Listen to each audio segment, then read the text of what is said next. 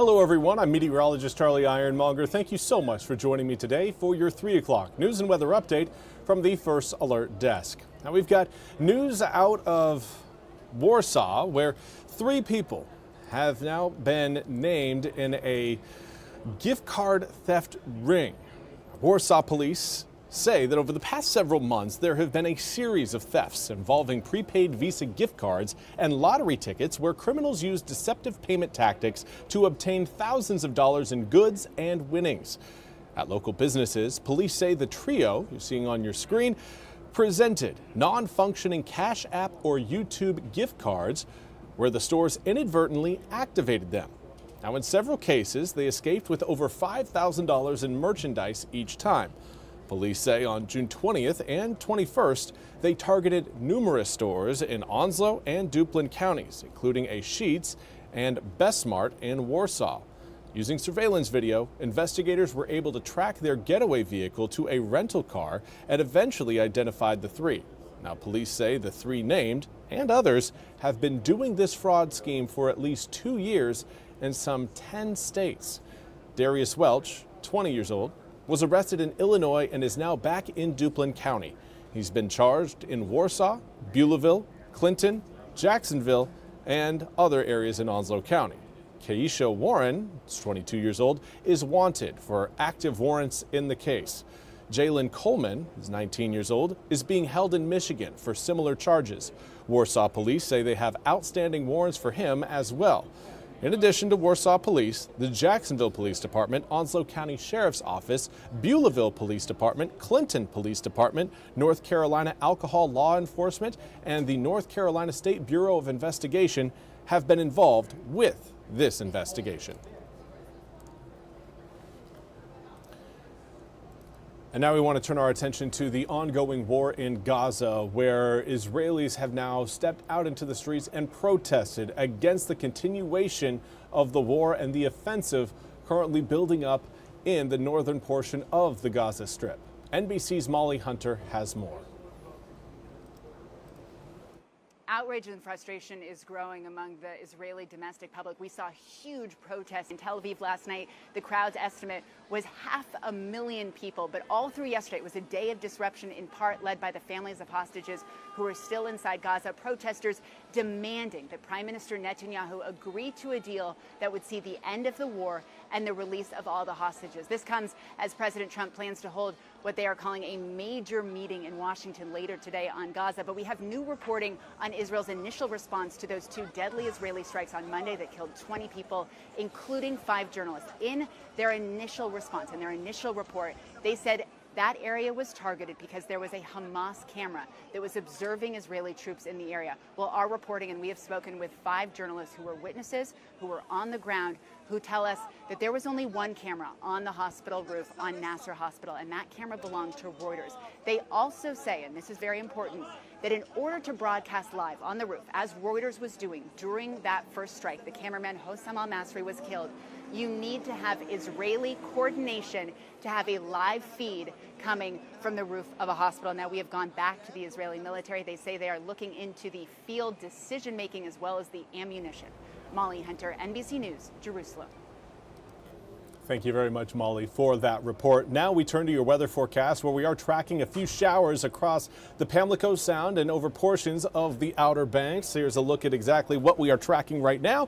It's been a small little system that's kind of spread out here over the past hour or so, and now it's from one small downpour, and now it looks like 1, 2, 3, 4, 5, 6 small little downpours kind of right now working their way further southward towards Hatteras. So for those of you watching really south of Rodanthe, you're either getting wet right now or you're about to. Ocracoke could actually see some rain out of this system as well. Now, inland areas, no rain, no rain. This is, again, coastal showers predominantly around the Pamlico Sound for the Outer Banks as those northerly winds are pushing everything off to the south-southeast. Now, as we head through the rest of the evening, again, models continue to show some of those spot showers and maybe a couple downpours continuing to roll over Hatteras. But as we head into tomorrow morning, those showers are going to be set up off the coast by the time we wake up. However, the sunshine and blue skies that we've been enjoying today Those are going to be a little bit cloudier as we wake up for your Thursday. However, air temperatures will again be well below average, ending up in the mid to upper 50s coming up for tomorrow morning. Right now, air temperatures reading in the low 80s across most of eastern North Carolina. A few of us still in the upper 70s. Overall, it's been, again, a comfortable day. No matter how warm you are, you have felt a much more comfortable air mass over you because of the dew points, the drop in humidity. It is feeling quite nice out there. If you haven't taken a step outside yet, please do so, because these types of conditions do not happen often in the month of August. Yeah, well, in November and even October, yeah, they can be a little bit more common now, and we're not quite there yet. In fact, we've got September 1st coming up next Monday for Labor Day, and by that point, we may be talking about a little bit more humidity, but still staying below our overnight low average, which again really dictates how humid the air can get. Now, of course, the winds are doing a great job in bringing in that cooler and drier air. Wind speeds fairly light, looking around a 7 to 15 mile per hour breeze around the Albemarle Sound, 5 to 10 miles per hour winds throughout the rest of eastern North Carolina. Let's take a look at that humidity tracker again as we head through the next several days. Not tomorrow, but once we get to Friday and Saturday, you will start to see that humidity climb a touch. You may notice it when you step outside. Dew points will go from the mid to low 50s, where they're at right now, in some cases even into the 40s, but those are going to be rising into the low to mid 60s. So getting a little bit more humid, that will present a better opportunity for some rain showers, and then an area of low pressure kind of skirting its way across the Gulf Coast states and then moving its way up the mid-Atlantic coast. That's going to bring a better chance of rain showers for your really late Friday, more so Saturday, potentially into Sunday and Monday as well. But for this evening, again, everything looking sunny and clear until we get past sunset, obviously, and skies will remain clear until we get to around midnight. After that, we will see some cloud cover roll in. Let's zoom the picture out a little bit further, and you can kind of get an idea of where that system is that we are currently tracking. It's the system you're seeing moving over Kansas right there. That's going to be the one that gives us the better opportunity for some rain showers. Now, there again, you see that low pressure system forming off of our coast. It's not going to produce much in terms of rainfall for inland areas. I don't think it's actually going to produce anything for rainfall for inland areas, but it may again encourage a few coastal showers to develop later on in your Thursday afternoon, Thursday evening. 10% chance at best. Nothing again you need to worry about. But the area of low pressure you're seeing there over Mississippi, that is the one that's essentially going to kind of curl around and then cruise up the Carolina coastline, giving us again a slight chance of a few showers. Here's a look at your full 8-day forecast. And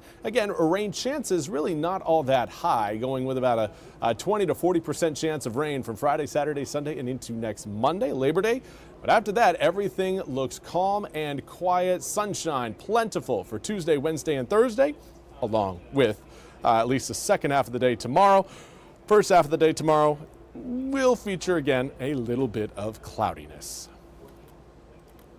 That's all we have time for today's 3 p.m. news and weather update from the First Alert Desk. I want to thank you all so much for joining me. We'll be back with more news and weather coming up at the top of the hour. Until then, I hope you all have a fantastic day.